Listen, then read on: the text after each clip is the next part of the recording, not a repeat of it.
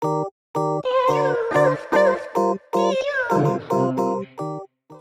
Joey, well welcome to our virtual cafe. Yeah. We created this space to really inspire people because obviously it's a really tricky time at the moment.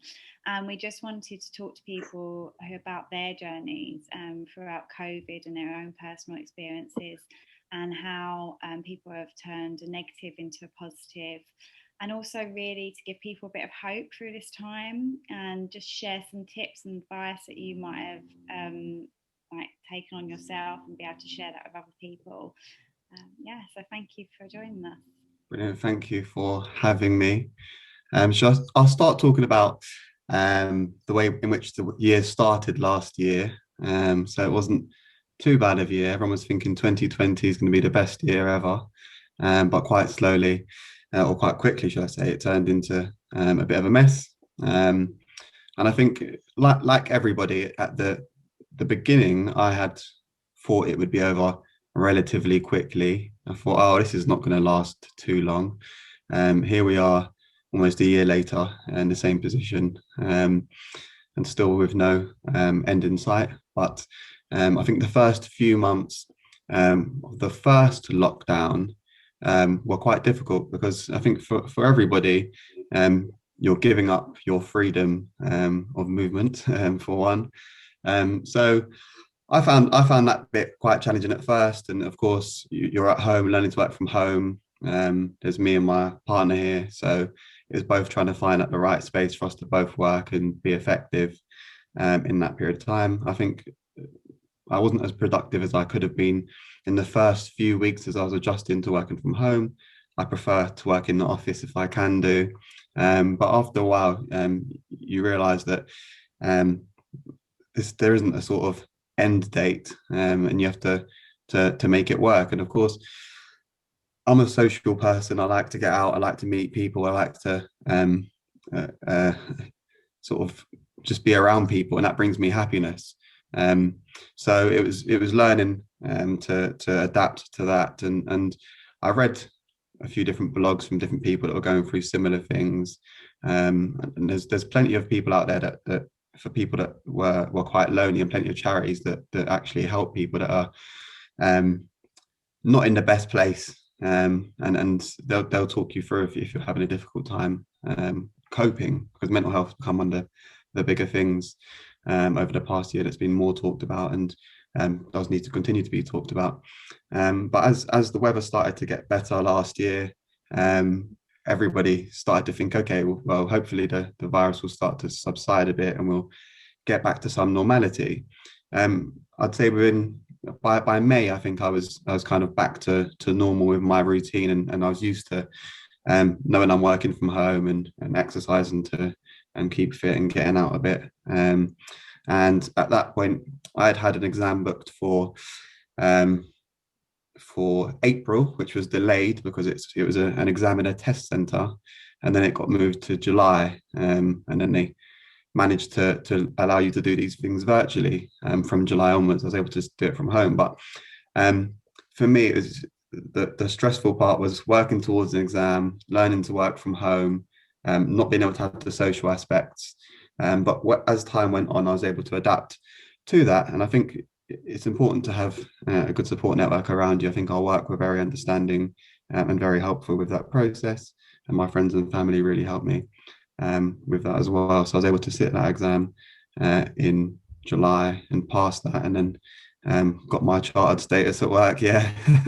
So it's from then onwards, it's been a positive mindset. I know we're all in this together, and I just think that we can only control the controllables, and so there's no point worrying about things that we can't control. If we can change the outcome, there's no need to worry. If we can't change the outcome, there's no need to worry. So I'm just taking each day as it comes, and yeah, and I think that the back end of 2020 was quite positive for me in any way which it could be. I know everybody has suffered in different ways, but yeah. How did you so Joey's quite an upbeat, lively person on a normal day. I don't think I've ever seen Joey, even when he's stressed or he's under pressure, I don't think he really show it like you're like, yeah, I'm a bit up against it, but he's still bubbly, and anything you need from Joey, you can always rely on him. But obviously during lockdown, it's not, you're under a different type of pressure, I feel like. And obviously with you and your partner at home, like how did you guys stay upbeat? What did you do to keep yourself busy away from like working from home? Well, I think yeah, it's definitely a massive change. We both like our own independence and to do our own different things. I think the first few months were brilliant. Everything was great. We got on really, really well. But of course, as time goes on, and I guess we're frustrated with the situation. We had to talk about how we can give each other space, and we only live in a small 2-bed flat. So it's about trying to find how we can work with each other to make sure that we're still spending time together, and also trying to spend quality time together rather than just sitting in the same room and not talking. So we get away from each other, spend some time together, and then also make sure we got out and exercised. We got bikes, so he was able to cycle around and do different things, and that kept us going for a bit. But yeah, I think that was mostly just I think we communicated a lot more this year, or last year, sorry, than we had in the past, because we had to talk about things and we were faced with each other all of the time. We couldn't get away, and I learned a lot about communicating. I wouldn't say I'm the best communicator when it comes to relationships at times, but I feel like I've learned a lot, and it really helped. Amazing. And I think you said earlier you can't control like the uncontrollable. And I think one of the massive things that's come out of this is the financial side of things. And there has been huge struggles. People have lost jobs, people Yeah. have got mortgages to pay. I mean, from your perspective, what have you seen, and what have been the struggles, and how can people take control of their finances? Yeah, I think it's a tale of two cities when it comes to COVID. People that were on put on furlough or lost their jobs were either facing a reduced income or reduced household income, or no income. And people that were continued to work, who weren't able to go out as much, were faced with more income because their expenditure changed. So I'll talk about both sides of the coin. And I think for people that lost their jobs, I think what we found is that it was a very difficult time, but the government did put processes in place and have systems to help those people. It become a big change, and you'd have to look at your finances differently. But I think from a lot of the clients that we work with, we work with medical doctors, and even for them, they'll have their NHS income if they work in the NHS, but their private practice would have stopped completely, meaning that their income could have reduced significantly. And even those high earners had to look at ways to then manage their finances. But if I look at my social circles with some of my friends that had lost their jobs, it's all about restructuring and trying to find the way in which you can move your finances forward. So I think that the advice that I'd given to people from all walks of life was to take stock of your finances and take stock of your current situation, and then plan forward effectively. So if someone has lost their job, it would be a good point to really look into your finances and understand what assets you have, what cash savings, what investments, and how you're going to cope over the next few months. Look at your expenses, and then try to work out what your spending is likely to be over the next few months, where you can make cuts. And of course, if you've lost your job, it's a difficult time to know when you'd next get a job. But it's just about being consistent with trying to do that and working through and using the government systems in place to help you financially in the interim. For those people who continue to work, I think that they should have had an increase in disposable income, because a lot of the things that you would have usually spent money on, like holidays, eating out, restaurants, bars, whatever it may be, the expenditure should have reduced. So those people needed to think more about what they would do with their money in those periods of time than otherwise it just gets whittled away. If you're not planning what you're doing with your money, it will find a way to spend itself. I think a lot of people spend more time on Amazon than ever before. Guilty.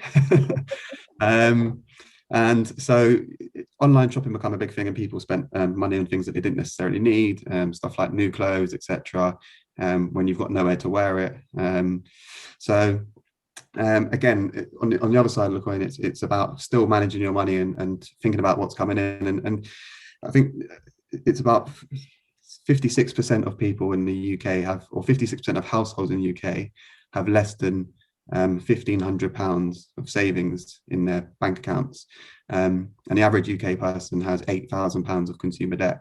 So when you're looking at the numbers, it's a good time for people to start trying to reduce their debts or rearrange their finances or understand their finances. Over 50% of people in the UK don't even have a financial plan at all. And I think it's only a small amount, but 17% of people don't even know how much is in their bank account the majority of the time. So it's just about changing your habits and creating consistent habits now whilst we're in this situation. Yes, once life resumes and goes back to some level of normality, there'll be changes to expenditure. But if you can create the consistent habits now, like knowing what money is coming into your accounts, knowing exactly what expenses you have, trying to reduce any expenses that are unnecessary. If you're looking at things like utility bills, etc., trying to reduce those or switch them to new providers, you can make some savings on those as well. Cancelling any unnecessary subscriptions that you're not using, and then looking at making sure that you have an emergency fund, which should be typically 3 to 6 months of your expenses saved in account. And that means that going forwards, if something like this happens again, or if you're faced with financial difficulties, you have a cash savings that you can dip into to cover any unexpected or expenses. And that sounds good. That's a lot of information. So I think that definitely help people. No, I definitely think it's true. This lockdown, I'm not even going to lie, I have been. It's like, to be fair, I haven't bought clothes, so but my Amazon has seen a lot of my funds this year. Within the last year. Amazon and alcohol bills have gone through the roof. So yeah, I'm not even gonna lie, but on the plus side, I know how much is in my bank account. Mm-hmm. I'm always say that though. I was one of those people. So I mean, when I think back, I was one of those people who's literally living month to month. I was in a real bad situation. I had credit cards, debts, and I think I'm in a fortunate position now. I've sorted myself out financially. I'm more secure. I don't have credit cards anymore. And actually that's thanks to the pandemic. I managed to pay off my credit cards last year. But it does worry me because I think back to how I was then, and I think to myself, wow, if I was in that situation during the pandemic, I've been put on furlough or I lost my job and I genuinely didn't have very much in my bank account, pay just enough to cover my rent and eat. I mean, what do people do? I mean, is there any sort of schemes that they can reach out to, or should they contact their bank, or because it's scary, right?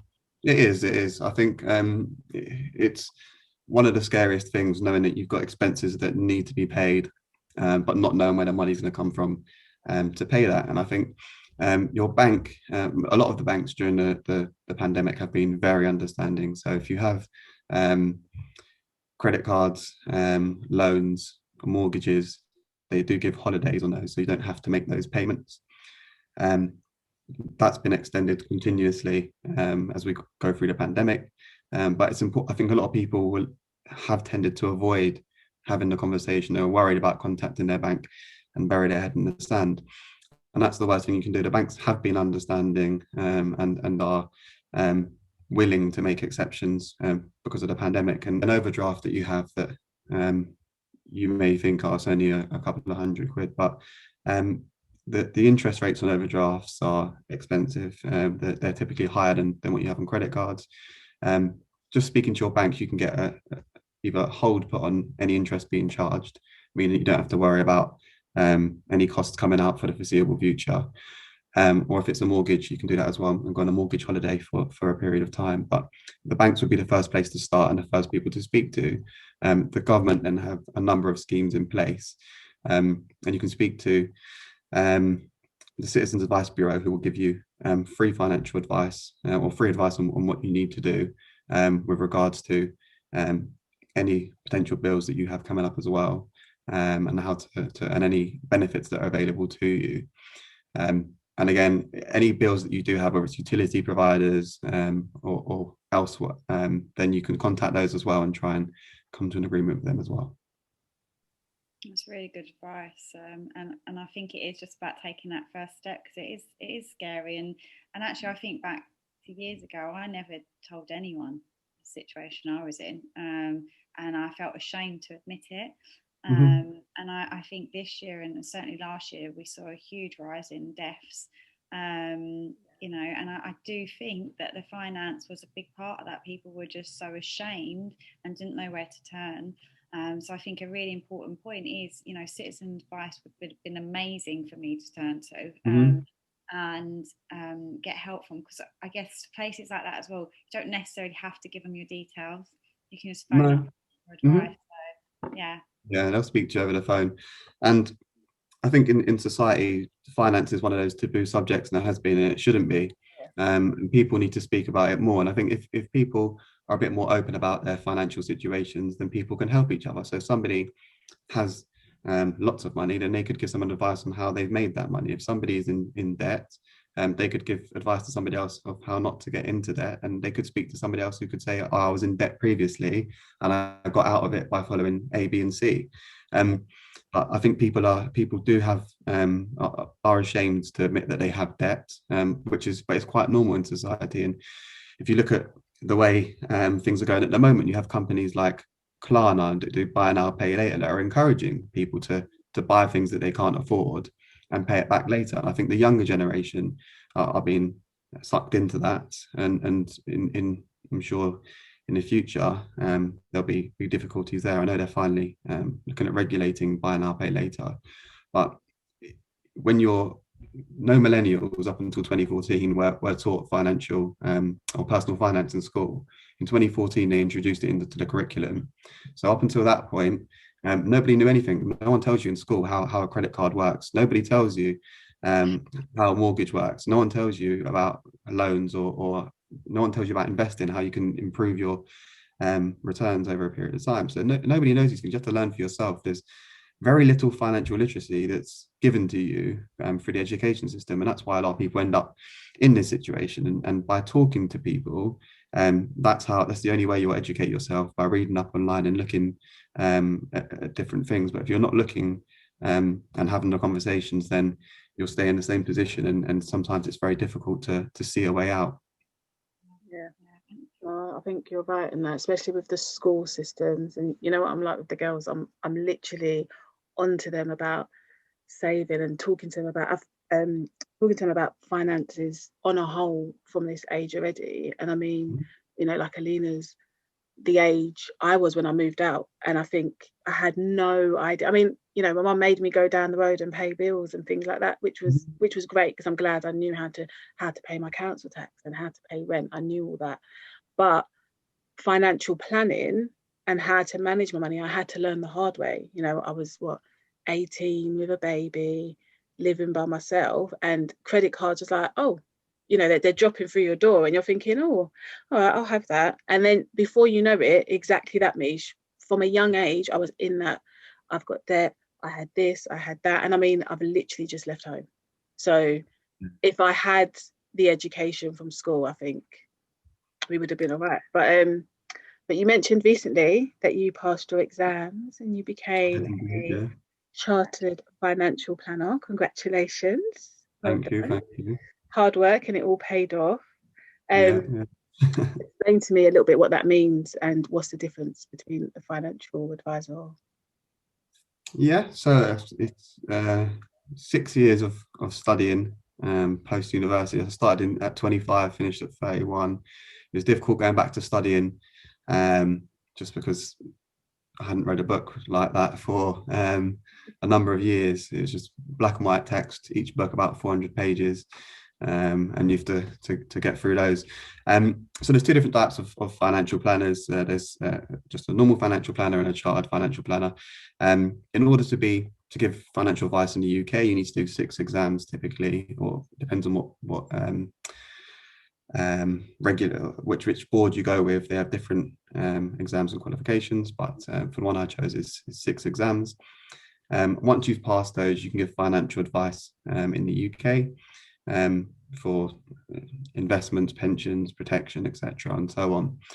And then to work towards chartered is the gold standard across the UK, and it just shows that you've got a deeper understanding of financial planning matters, plus the experience as well, because you need to have 5 years industry experience before you can be chartered, plus you have to do an additional 4 exams, and these ones are a lot more difficult, of course, and 3-hour written exams.